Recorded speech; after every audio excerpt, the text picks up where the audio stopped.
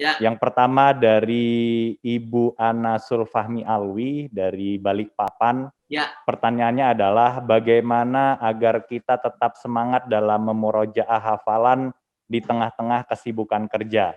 Apakah ada tips-tips jitu agar bisa istiqomah dalam memurojaah Al-Quran? Syukron Ustaz. Mungkin dipersingkat saja Ustaz 5 menit karena ada beberapa pertanyaan saya lain kira lagi. Ustaz. Tadi saya sudah jawab ya. 3 tadi itu hilangkan penyakit hati, jangan berbuat dosa, itu juga sangat penting sekali kalau mau istiqomah dalam Quran. Saya sudah sebutkan tadi ya. Jadi hilangkan penyakit hati, jangan berbuat dosa, dan selalu beramal soleh dengan amalan-amalan soleh yang sifatnya mungkin kasih sayang ya. Artinya jadilah manusia yang penyayang. Insya Allah Allah akan sayang dengan kita. Karena dalam hadis Rasulullah mengatakan ar-rahimun yarhamhumur rahman. Orang yang penyayang disayang oleh yang maha penyayang. Irhamu man fil ard, sayangi yang ada di bumi, yarhamukum man fis sama.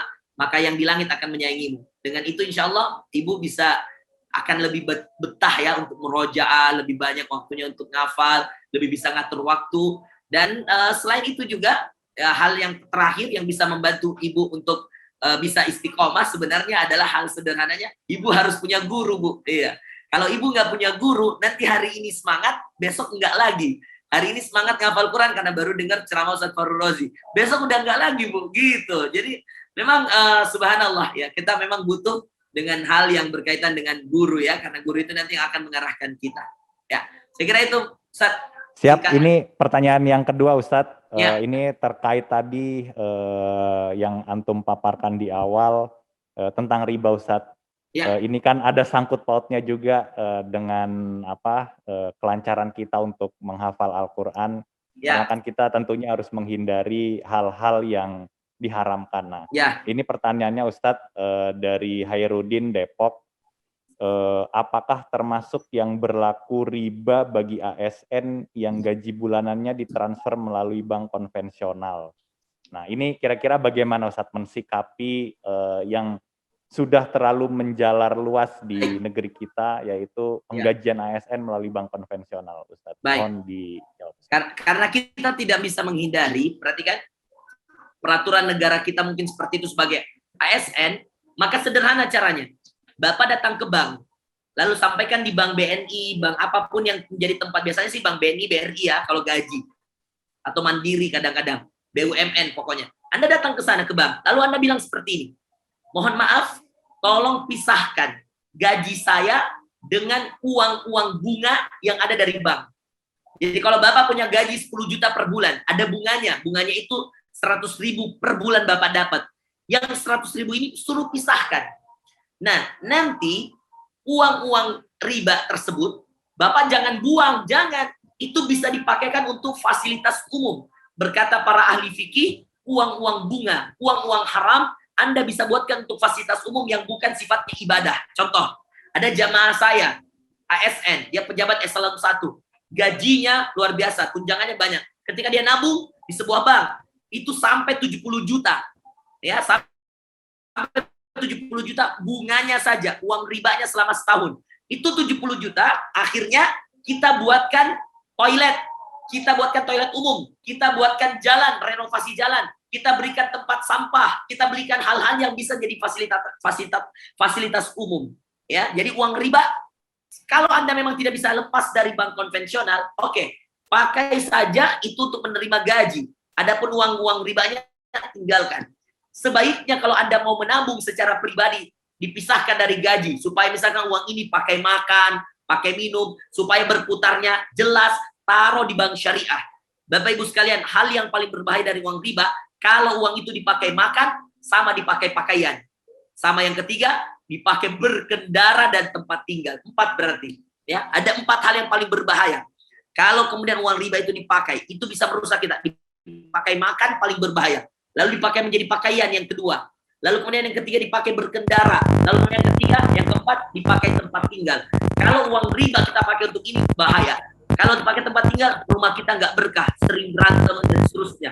Kalau dipakai kemudian berkendara, takut kemudian kecelakaan, lalu kemudian tabrakan, meninggal, na'udzubillah min dzalik. Dan itu akan membuat kita lebih berbahaya lagi posisinya di sisi Allah. Karena kita meninggal dalam keadaan kita memakai mobil, ya mohon maaf, mobil uang riba gitu ya. Maka yang punya mobil dari uang riba ya berpikir untuk segera menjual gitu. Kalau Ustadz kreditnya belum selesai Ustadz, ya sudah, niatkan segera menyelesaikan kreditnya. Kalau perlu pakai jual emas, jual apa, segera selesaikan dan jual mobil itu, beli mobil yang baru dari uang yang tanpa riba, tanpa bunga, Bapak Ibu sekalian. Sekarang banyak kok pihak-pihak ketiga yang menjual beli mobil pakai uang syariat. Jadi kreditnya syar'i. Jadi jual beli, pihak ketiga membelikan ke dealer, Anda cicil ke pihak ketiga, beli ke pihak ketiga. Jadi jual beli, bukan riba jatuhnya. Itu banyak pihak-pihak ketiga sekarang yang memakai syariat. Kenapa? Karena dia melihat pangsa pasar orang-orang syariah sekarang sudah besar. Ya, BRI Syariah, BNI Syariah, BSM aja digabung jadi BSI. Itu kenapa? Karena melihat potensi ekonomi syariah yang semakin hari semakin besar. Dan yakin, nggak mungkin semakin kecil. Karena ini syariat Allah. Pasti Allah yang pertahankan dan Allah yang jaga. Jadi, begitu solusi saya, Ustadz Arif Alwan.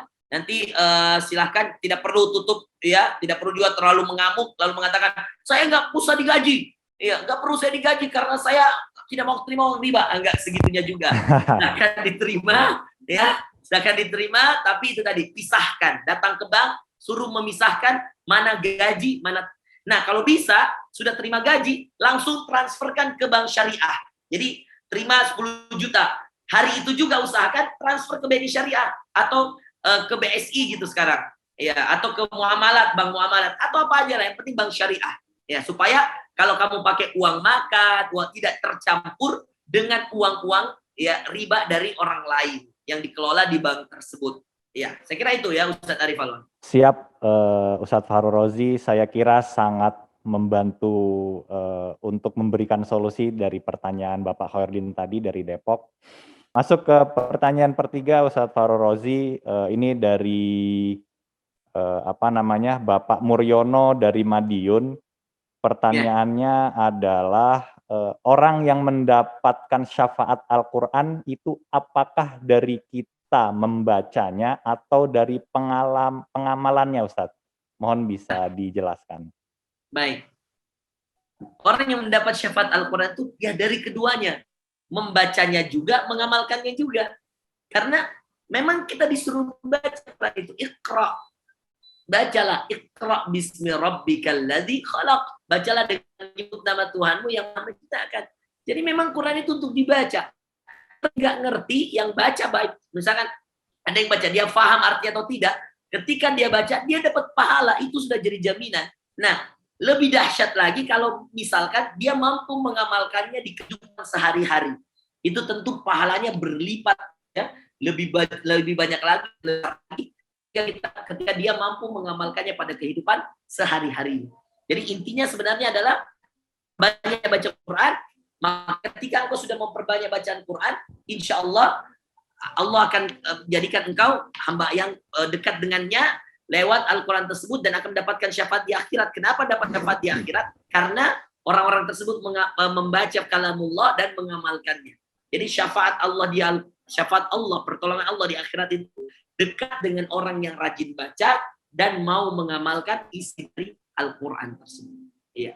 Tapi jangan ada istilah, Ustadz saya belum mampu mengamalkan Ustadz, jadi saya nggak usah baca. Itu nggak benar. Justru bacalah, perbanyaklah bacamu, maka kemudian engkau akan semakin dapat manfaat dari bacaan-bacaan tersebut.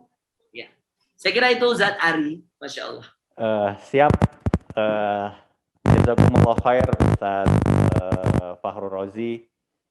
Terima kasih atas ilmunya sudah berkenan hadir di acara kami Syiar Ramadan kali ini, yang mana dengan tema yang sangat menarik agar Al-Quran merubah kehidupan.